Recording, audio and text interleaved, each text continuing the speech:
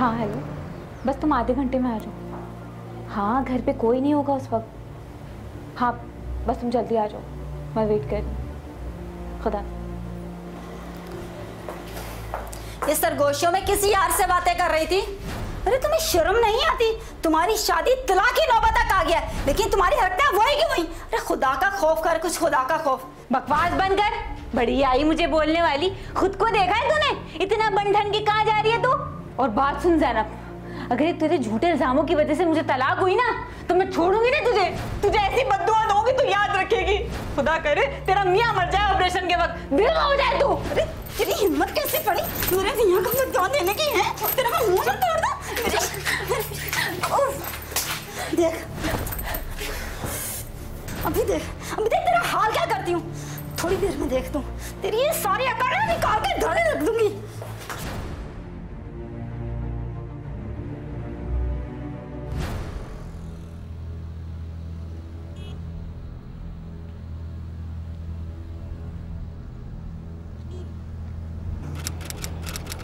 नौरीन, हाल तो देखो सीढ़ियों का क्या रखा हुआ है। दो दो औरतें घर में फुहड़ कहीं की। अरे लड़ाई झगड़ों से फुर्सत मिले तो कुछ करें।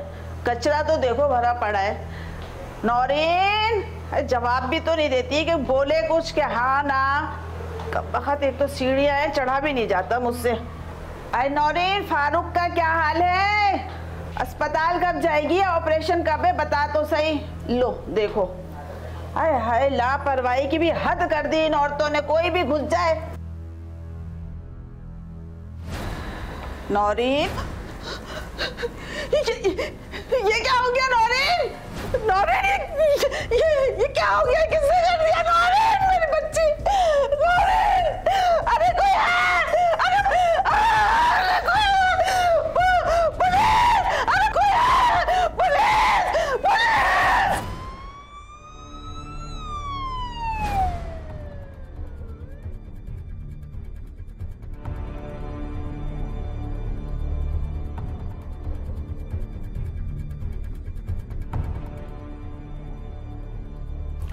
लाश को किसी ने हाथ तो नहीं लगाया?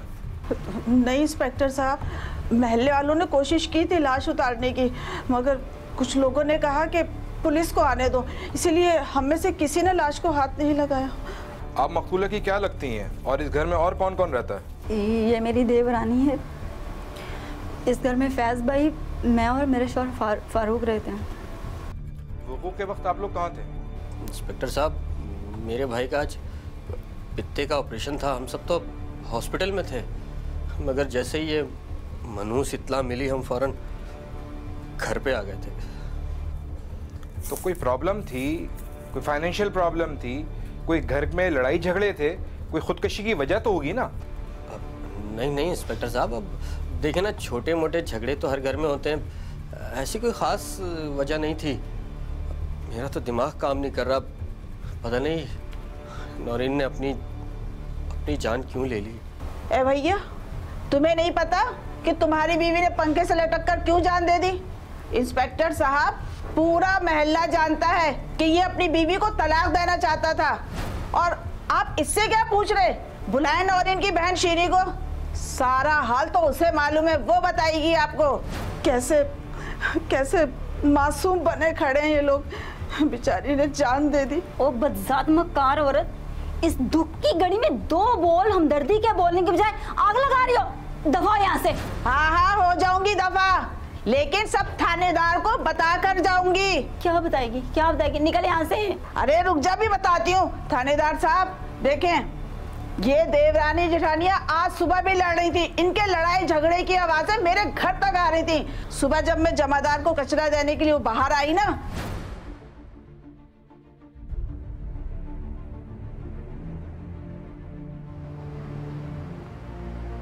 है सुन ज़ैनब, क्या हॉस्पिटल जा रही है? और ये हाथ पर चोट का निशान कैसा है? काम करते हुए खराश आ गई।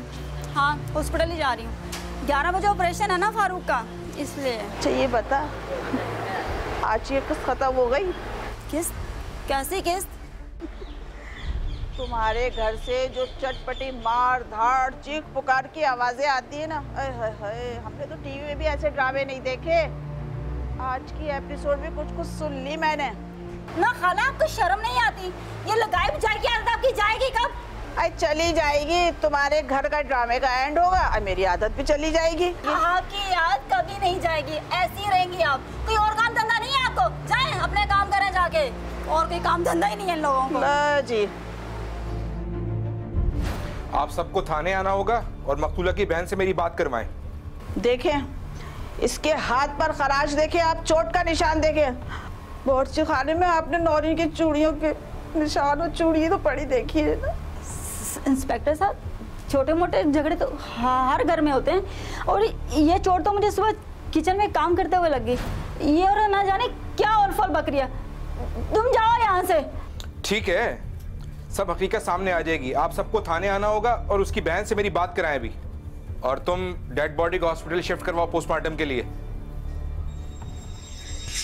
एक तहकीकी रिपोर्ट के मुताबिक गुज़श्ता बरस ख़वातीन के खिलाफ जराइम के सूबे पंजाब में 4,766, सूबे सिंध में 1,628, खैबर पख्तूनख्वा में 674, इस्लामाबाद में 281 और सूबे बलूचिस्तान में 167 वाक़यात रिपोर्ट हुए।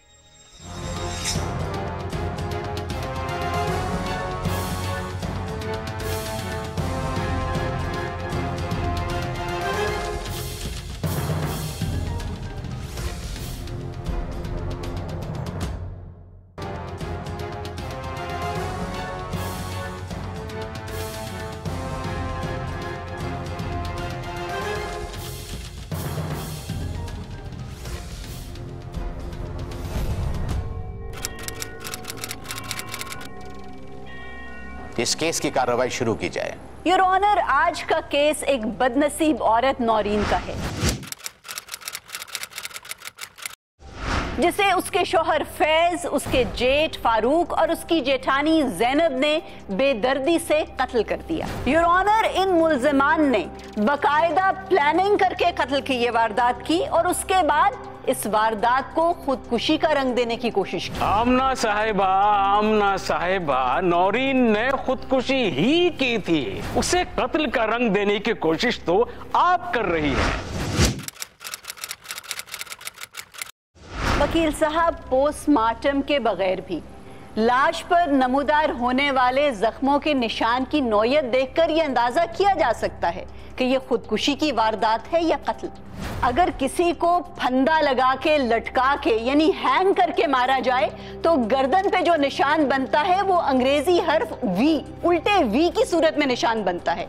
और वही फंदा डालकर किसी का गला घोंटकर कत्ल किया जाए तो गर्दन पर सीधे जख्म का निशान बनता है। और योर ऑनर, मकतूला की गर्दन पर भी ऐसा ही निशान पाया गया, सीधे जख्म का, यानी कि उसका गला घोंटकर उसे मारा गया। मौत का सबब कोई भी हो मौत का सबब, लेकिन मैं इतना जानता हूं कि मेरे क्लाइंट्स को जबरदस्ती इस केस में मुलविस किया गया है, क्योंकि जिस वक्त नौरीन की मौत हुई थी तो मेरे क्लाइंट्स जाए वक़ुआ यानी घर पर नहीं बल्कि हॉस्पिटल में थे। जी योर ऑनर, मेरे कहने का मतलब भी यही है कि नौरीन उस दिन घर पर अकेली थी और इनके क्लाइंट्स ने बाकायदा प्लानिंग करके ये वारदात की। इन्होंने फारूक के ऑपरेशन की तारीख रखवाई, खुद तमाम लोग हॉस्पिटल में गए और लोगों में ये इमेज दिया, इस बात को जाहिर किया कि हम तो ऑपरेशन के सिलसिले में हॉस्पिटल गए हुए हैं, और हॉस्पिटल में भी लोगों को गवाह बनाया। लेकिन असल में क्या किया? ऑपरेशन के दिन ये सुबह 9 से 10 बजे के दरमियान फैज और जैनब दोनों घर वापस आए और इन्होंने नौरीन को कत्ल कर दिया। और उसके बाद इस वारदात को खुदकुशी का रंग देने के लिए नौरीन की लाश को पंखे से लटका दिया। योर ऑनर, अब तक की तफ्तीश क्या कहती है, इस हवाले से मैं इन्वेस्टिगेशन ऑफिसर को कटहरे में बुलवाने की इजाजत चाहती हूँ। इजाजत है। तफ्तीशी अफसर हाजिर हो।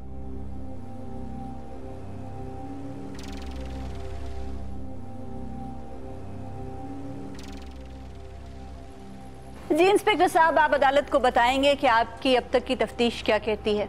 23 सितंबर की सुबह 11 बजे हमें इत्तला मिली। हम जाए वारदात पर पहुंचे। मकतूला अपने कमरे के पंखे पर लटकी हुई पाई गई। इंस्पेक्टर साहब, पोस्टमार्टम की रिपोर्ट के मुताबिक मौत का वक्त सुबह 9 से 10 बजे के दरमियान है। मुल्जिमान का कहना है कि वो उस वक्त हॉस्पिटल में थे और उन्होंने ऑपरेशन जो कैंसिल करवाया है वो नौरीन की मौत की इतला मिलने के बाद करवाया है। क्या आपने जितने लोगों के बयानात लिए उससे इस बात की तस्दीक होती है? बिल्कुल भी नहीं।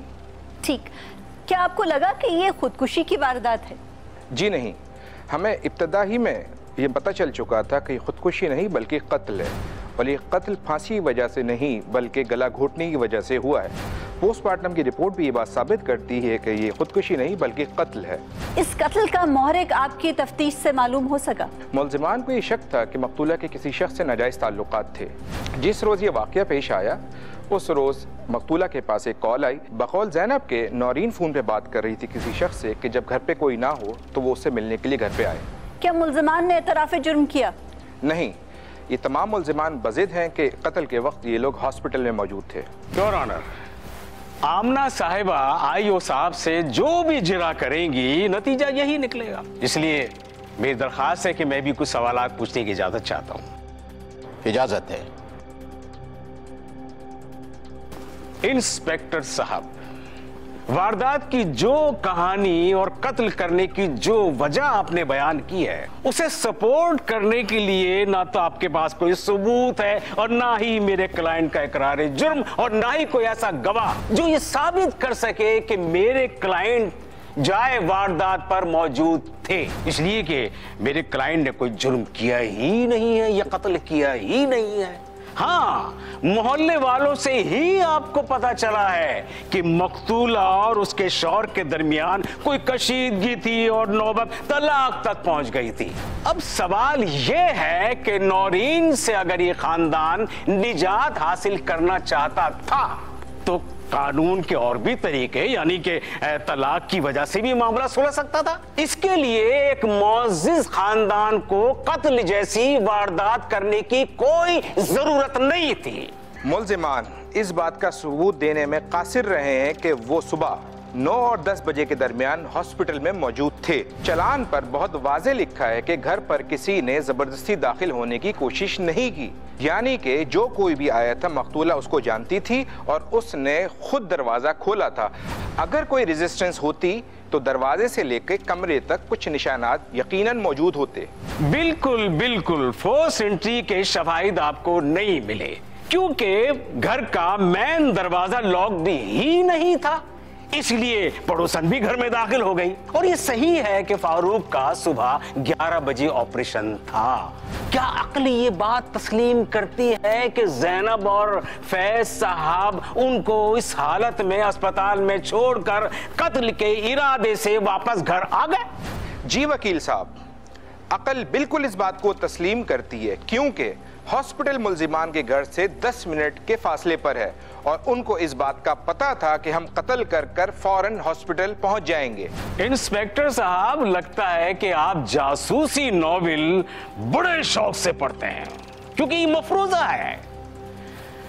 जनाबे वाला, मेरे क्लाइंट उस वक्त अस्पताल में मौजूद थे क्योंकि जब ज़ैनब ने फैज को बताया है कि सुबह सुबह की कॉल की वजह से मेरी नौरीन से लड़ाई हुई तो फैज साहब डिस्टर्ब हो गए और ये अस्पताल के पार्किंग हिस्से में मौजूद सिगरेट पी रहे थे और ज़ैनब साहिबा दवा के हुसूल के लिए अस्पताल के मेडिकल स्टोर की तरफ गई। जब मतलूबा दवा वहां नहीं मिली तो ये बाहर मेडिकल स्टोर चली गई, इसीलिए ये दोनों मरीज के पास मौजूद नहीं थे।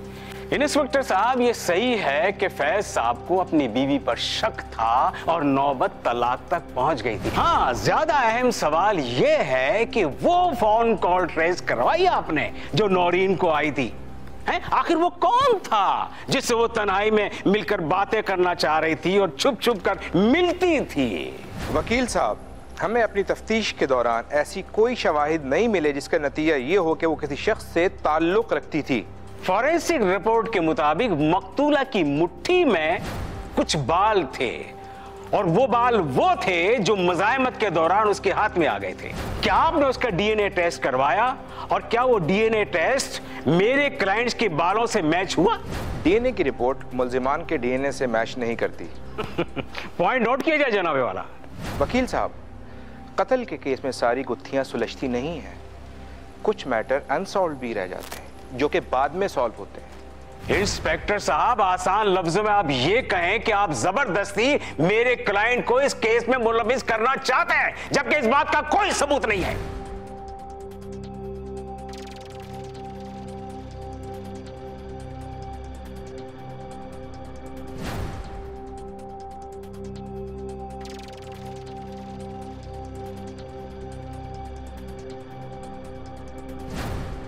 आप दोनों अदालत के डेकोरम का ख्याल रखें और खामोश हो जाएं।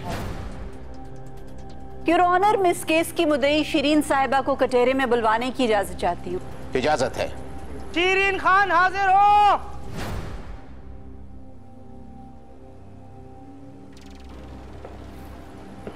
शिरीन साहिबा, आप अदालत को बताएंगी कि आपको क्यों शक है कि आपकी बहन नौरीन को उसके ससुराल वालों और उसके खामन ने मारा है। नौरीन मेरी छोटी बहन थी, मेरी एक ही बहन थी। उसे भी इन जालिमों ने मार डाला। बहुत जुल्म करते थे ये, उस पर घिनौने इल्जाम लगाते थे और मारते पीटते भी थे। फैज भैया, इस घर में हो क्या रहा है? जब भी ये साली आपकी इस घर में आती है ना, मेरी कोई ना कोई चीज चोरी होती है। पहले नेकलेस और अंगूठी चोरी हुए, अभी ना मुझसे 3000 रुपए मांगे जो अलमारी में नहीं है, और मुझे यकीन है इसी औरत ने चोरी किए हैं। ये जब भी इस घर में आती है मेरे घर में चोरी करती है। एक बार इसे समझा दे, अगर इसे कुछ भी चाहिए तो मुंह से मांगे। मेरे शौहर की आंखें नरक में की क्यों लूट रही है ये? मुझ बेवा औरत को ये दिन भी देखना था। या अल्लाह, या अल्लाह, हम गरीबों की कोई इज्जत नहीं है क्या? देख रहे हैं आप किस तरह बेइज्जत कर रही है ये हमें। अरे मेरी बहन पे झूठा इल्जाम लगा रही है आपकी भाभी। इनसे क्या माफी मांगेंगे बाजी से? ज़ैनब किसी से कोई माफी नहीं मांगेगी, सच्ची तो कह रही है ये। इसकी चीजें उसी दिन क्यों गुम होती हैं जब ये औरत हमारे घर में आती है। अरे कोई ना कोई वजह तो होगी, ऐसे ही कोई इल्जाम नहीं लगाता किसी पर। और माफी मांगती है मेरी जूती, एक तो चोरी ऊपर से सीना चोरी। मैं आपके बाप बता रही फैज भाई, ये जो औरत है ना आपकी साली, इसकी बेटी है, उसी के लिए सब कुछ जमा कर रही है ये। आपकी बीवी का जेवर क्यों नहीं चोरी होता? या तो आपकी बीवी इसके साथ मिली हुई है या फिर ये चोरी करके देती है उसे। या अल्लाह, या अल्लाह, आसमान क्यों नहीं फटता? अल्लाह, अगर मैंने चोरी की होती या मैंने चोरी किया तो मेरा दम इसी वक्त निकल जाए यहाँ पर। और अगर मुझ पर जिस दिन झूठा इल्जाम लगाया तो या अल्लाह, तो उसको तबाह बर्बाद कर दे मेरे मौला। देख रहे हैं आप, देख रहे हैं हमारे मुंह पे ये औरत हमें झूठा और मक्कार साबित कर रही है। निकाले से इस औरत को बोलो अपनी औकात में रहे, या ये और इस घर में रहेगी या फिर मैं रहूंगी। उठो, माफी मांगो भाभी से। रिश्ते में बड़ी है वो तुमसे, मांगो उनसे माफी। मैं क्यों मांगू माफी? इन्होंने इल्जाम लगाया झूठा मेरी बहन पे, माफी ये मांगेंगी। चलो उठो, उठे। अगर तुम्हारी ये चोर बहन मुझे इस घर में आइंदा नजर आई ना, और अगर तुम ये रिश्ता कायम रखना चाहती हो तो आइंदा ये मनहूस बेवा औरत मुझे इस घर में नजर लाए, वरना मैं तुम्हारी हड्डियां तोड़ दूंगा, समझी? निकल जाओ यहाँ से। अरे डायन, शर्म कर शर्म, इतना कुछ हो रहा फिर बैठी है। निकल। कैसी डायन अपनी बहन का घर पर बात करे? निकल यहाँ से, निकल, चल चल यहाँ से निकल, चल। आ जाती हैं घर पर बात करने के लिए। एक रिपोर्ट बयान करती है कि गुज़श्ता बरस पाकिस्तान में ख़वातीन के कत्ल अम्द के 871, इक़दाम कत्ल के 891 और ख़वातीन को ज़ख्मी करने के 1569 केसेस रजिस्टर हुए। एक तहकीक के मुताबिक सन 2013 में पाकिस्तान में औरतों के खिलाफ 2050 केसेस रजिस्टर हुए। इनमें अगवा के 347 कत्ल बशमूल गैरत के नाम पर कत्ल के 947, ज्यादती के 250, घरेलू तशद्दुद के 37, औरतों को जलाने के 10, औरतों पर तेजाब फेंकने के 80 और औरतों पर जिनसी हमले के 20 वाक़यात रिपोर्ट हुए।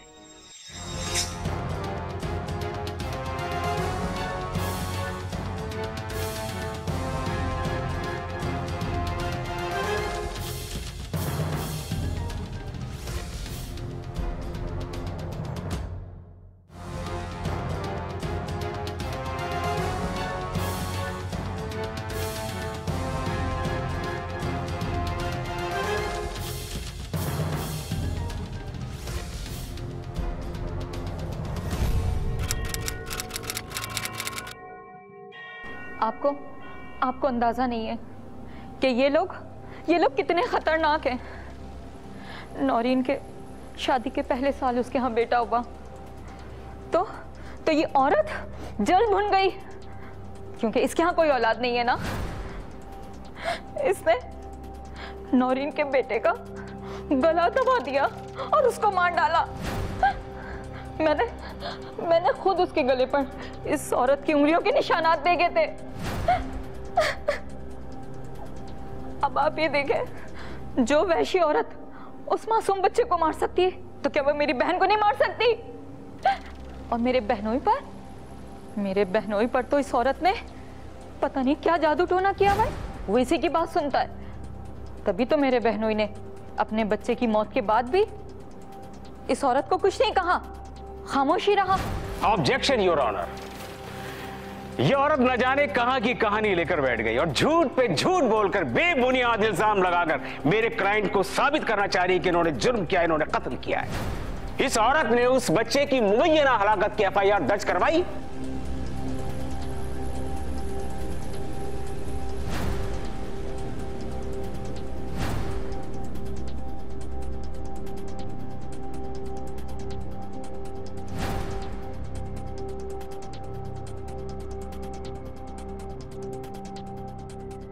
जनाबे वाला, मेरी दरखास्त है कि मेरे क्लाइंट्स की जमानत की दरखास्त कबूल की जाए। यह अदालत मुल्जिमान की 2 लाख रुपए की जमानत मंजूर करती है। इसके साथ साथ अदालत बर्खास्त की जाती है।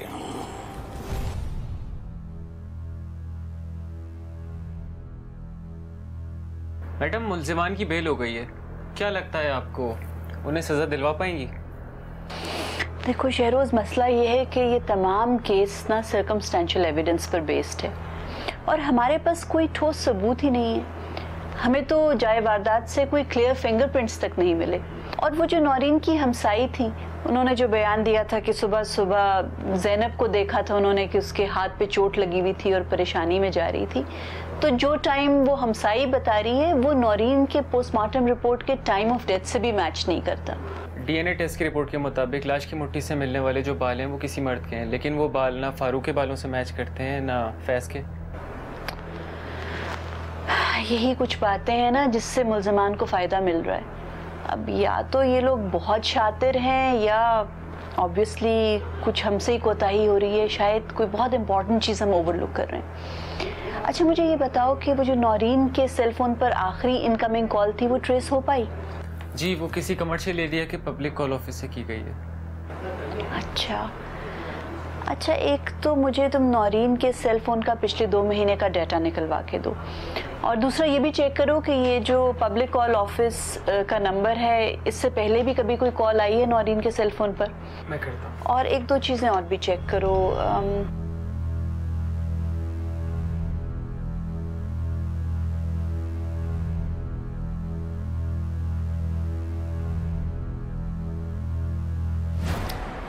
अरे भाई, कोई है घर में? तो फिर आ गई। खाला, तुझे मैंने पहले भी मना किया था ना कि हमारे घर मत आया करो। उस दिन तो बड़ा चीख चीख के बोल रही थी पुलिस के आगे, अब क्या करने आई हो? मुझे कोई शौक नहीं है तुम्हारे घर में आने का। वो तो महल्ले वालों से मैंने सुना कि तुम अपने देवर के लिए लड़की ढूंढ रही हो। तौबा तौबा, अभी बेचारी नौरीन का कफन तक मैला नहीं हुआ, तुमने ये हरकतें शुरू कर दी। ओ बिल बतौड़ी, सुबह सुबह ना मेरा मुंह लगने की जरूरत नहीं है। तुम्हारी वजह से हम फंसे हैं। एक बार ये पुलिस के चक्कर से हम निकल जाएं, तुमसे तो मैं बाद में निपटूंगी। अरे तू क्या बिगाड़ लेगी मेरा? हमेशा हक बात की है मैंने। अभी तो तुम जमानत पर छूटी हो ना, अल्लाह ने चाहा तो तुम सबको फांसी लगेगी, देखना। नौरीन का खून जाएगा नहीं जाएगा।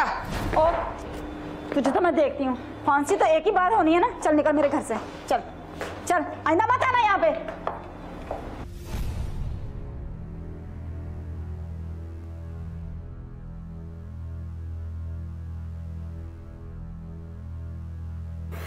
अस्सलाम वालेकुम मैडम।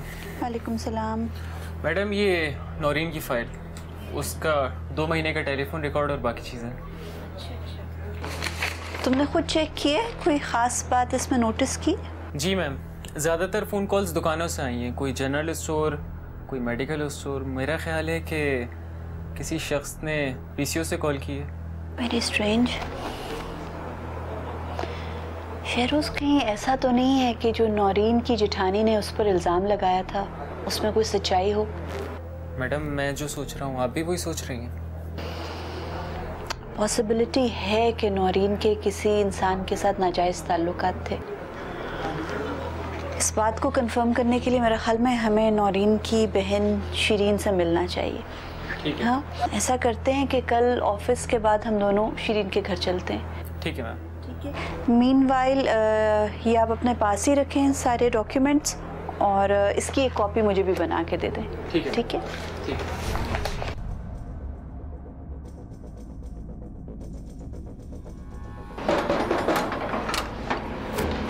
जी फरमाएं। अस्सलाम वालेकुम बेटा, मेरा नाम आमना कबीर है, शिरीन साहिबा से मिलना है। अम्मी तो घर पे नहीं है, अम्मी गई हुई है। कुछ पता कहाँ गई हैं और कितने बजे तक आएंगी? अम्मी आज सुबह से गई हुई, कब्रिस्तान गई हुई, आज खाला की कब्र पक्की करवा रही हैं। क्या करें? अच्छा ऐसे करें, आप उनको फ़ोन पे बता दें कि आमना साहिबा आई हैं मिलने और बहुत ज़रूरी काम है। इसका कोई फ़ायदा नहीं है, अम्मी मोबाइल घर पे भूल गई हैं आज। क्या करें शरोज? अब कौन से कब्रिस्तान गई हैं बेटा? मैं वहाँ जाके मिल लेती हूँ उनसे। पता नहीं अम्मी कब आए, कब्रिस्तान में हुई है ना। वैसे अम्मी कहते हैं उनको 2-3 काम और हैं, बिल भी बनवाना है और राशन भी लेना है। मेरे अब्बू तो है नहीं, घर के सारे काम अम्मी को करने पड़ते हैं। बेटा तो आप अपनी अम्मी की मदद कर दिया करें ना, कोई थोड़े बहुत काम आप भी कर सकती हैं। मैं तो अम्मी कहती हूँ अम्मी आपकी बेटी नहीं बेटा, मगर वो कहती हैं आजकल के हालात ही ऐसे नहीं है कि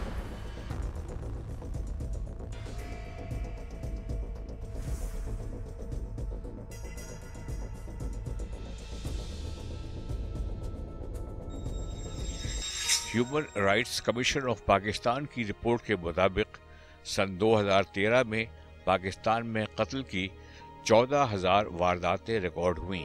मुल्क की अदालतों ने 227 अफराद को सजाए मौत सुनाई, ताहम साल भर किसी भी सजाए मौत के कैदी को फांसी नहीं दी गई।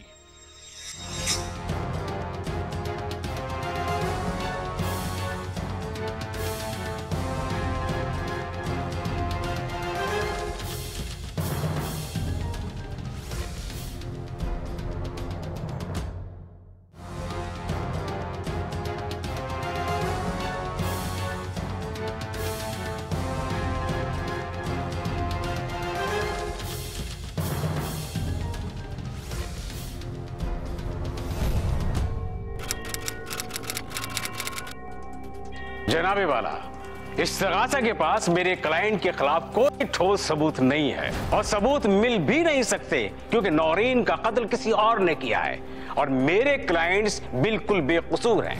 इस्तिगासा की बदनीयती इस बात से भी जाहिर होती है कि इन्होंने अदालत से एक आम सबूत छुपाए रखा। मुझे एक ऐसा नाकाबिल तरदीद सबूत मिला है जिससे साबित होता है कि मेरे क्लाइंट्स बिल्कुल बेकसूर हैं। ये उसी अस्पताल की सीसीटीवी फुटेज की सीडी है। वक्त और तारीख सब जाहिर होती है जिसे मैंने अपने जराए से हासिल किया है और पोस्टमार्टम की रिपोर्ट के मुताबिक नौरीन की मौत सुबह 9 से 10 बजे के दरमियान हुई थी। इस फुटेज में मेरे क्लाइंट्स अस्पताल में ही नजर आ रहे हैं। कत्ल के वक्त मेरे क्लाइंट्स घर पर नहीं थे, इसलिए मैं आपसे दरखास्त करूंगा कि मेरे क्लाइंट्स को बाइज्जत रिहा किया जाए और इस्तिगासा को जोर दिया जाए कि वो असल कातिल को तलाश करे। That's all your honour.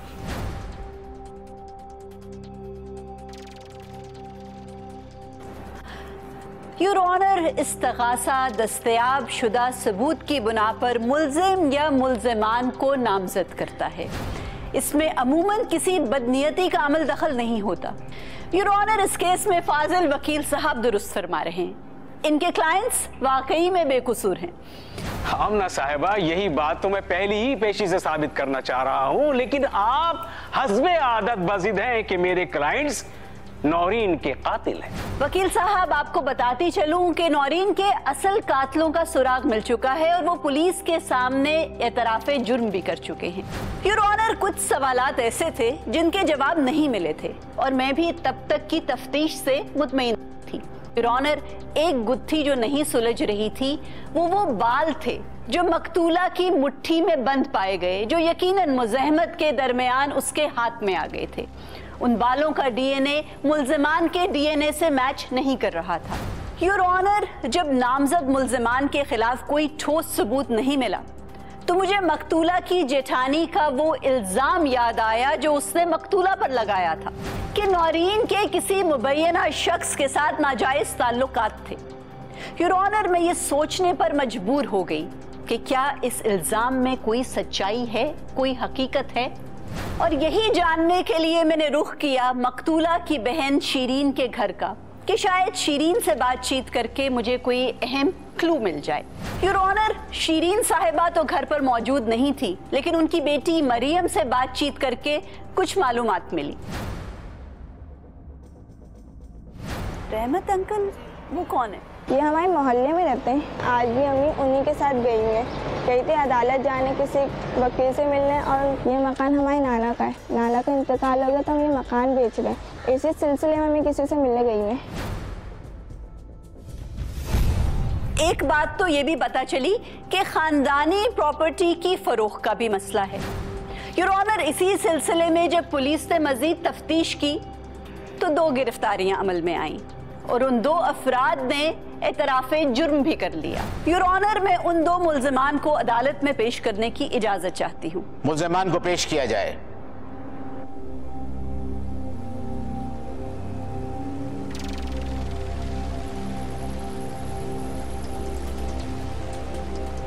अदालत को बताएं असल हकीकत क्या है। किस चीज के लिए अब चुप हैं आप?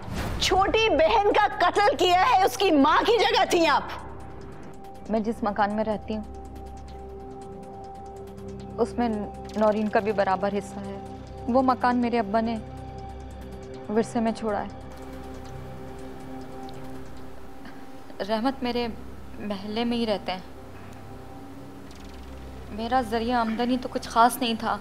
मेरी मुआशी ज़रूरतें रहमत पूरी कर दिया करते थे, या फिर कभी कभी नौरीन पूरी कर दिया करती थी। रहमत प्रॉपर्टी डीलर है। इन्होंने मुझसे कहा था कि तुम अपने अब्बा का मकान बेच दो। आजकल प्रॉपर्टी की मार्केट बहुत अच्छी चल रही है और तुम्हारे मकान की बहुत अच्छी कीमत मिल जाएगी। और अक्लमंद इंसान वही है जो मौका मिलते ही फ़ायदा उठा ले। मैं तो राज़ी हूँ, मगर क्या करूँ, नौरीन नहीं मानती। और तुझे तो पता है कि अब्बा के मकान में वो बराबर के हिस्सेदार है और उसकी इजाज़त के बगैर मैं मकान नहीं बेच सकती। अरे तेरी छोटी बहन है, समझा उसे भी अच्छी खासी रकम मिल जाएगी। तुझे जो रकम मिले उससे तू 1-2 कमरे का फ्लैट खरीद ले और बाकी रकम मेरे कारोबार में लगा दे। हाँ, अरे 10 लाख रुपए की प्रॉपर्टी खरीदेगी तो साल 6 महीने बाद 20 लाख का बिकेगा, 20 लाख का। ये सारे दाव पेज मुझे आते हैं। और वैसे भी तू और तेरी बेटी तो रहते हैं, इतना बड़ा घर खाली पड़ा रहता है।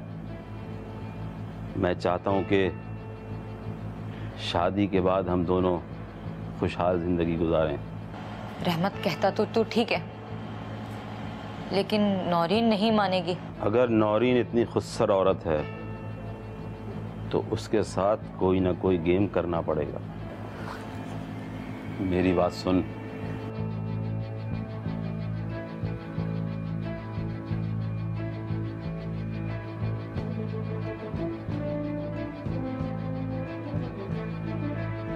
नौरीन रहमत को जानती थी और वैसे सख्त नापसंद करती थी।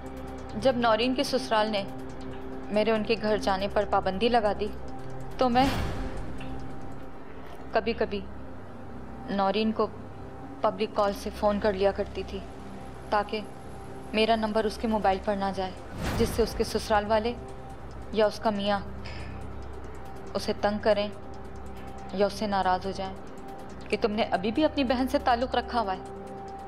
और जबकि उसके ससुराल वाले समझते थे कि वो किसी अपने आशना से बात कर रही है। जज साहब, उस दिन मैं और रहमत नौरीन को समझाने कि वो मकान बेचने पर राज़ी हो जाए उसके ससुराल पहुँचे, क्योंकि मुझे मालूम था कि नौरीन घर पर अकेली है और उसके सब घर वाले अस्पताल गए हैं।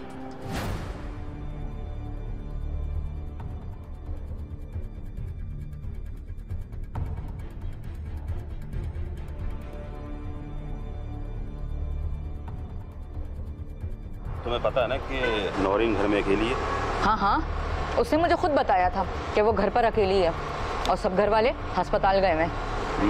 एक बात ध्यान से सुनो, अगर तुम्हें अपनी मुस्तकबिल और बेटी की फिक्र है तो अपनी बहन की बातों में हरगिज़ मत आना, क्योंकि आज फुल एंड फाइनल करना ही है, वरना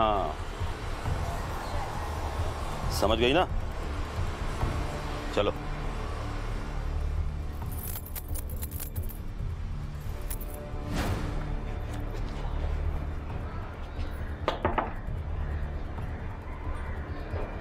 कौन? अरे बाजी, तुम यहाँ क्यों आ गई? अगर फैज को पता चल गया तो क्या होगा? ये तुम इसके साथ कहाँ घूम रही हो? मेरे घर क्यों लाई हो उसे? सलाम साली साहिबा। अरे अंदर तो आने दे, ये सारी बातें यहीं कर लेगी। और वैसे भी तेरी पड़ोसन को पता चल गया ना तो तेरे घर वालों को रपट कर देगी। हाँ, आओ अंदर।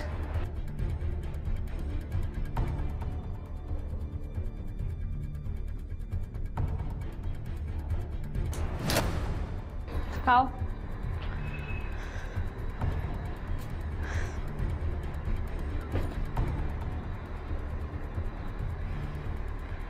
शर्म आनी चाहिए तुम्हें बाजी, जवान बेटी है तुम्हारी, उसकी शादी का सोचने के बजाय तुम अपने चक्कर में हो, वो भी फ्राडी के साथ। शक्ल देखिए इसकी।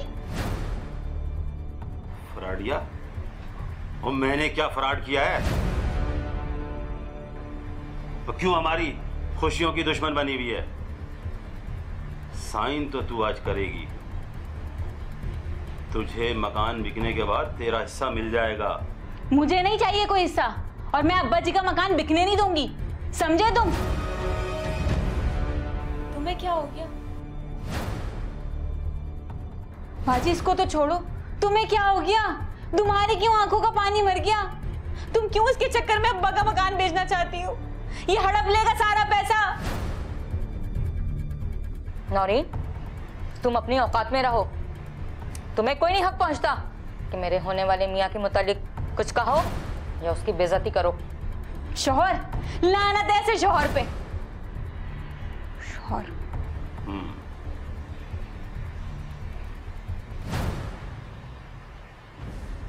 तू ऐसे नहीं मानेगी।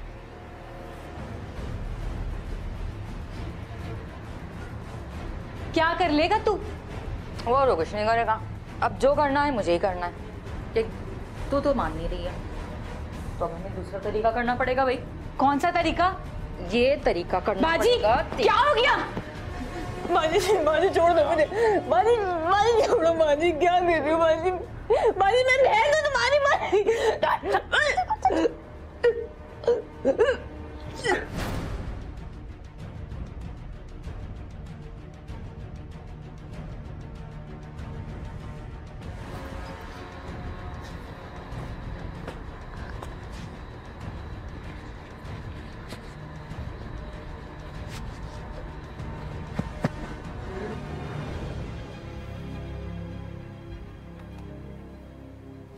जल्दी कर रहमत, कोई आ ना जाए।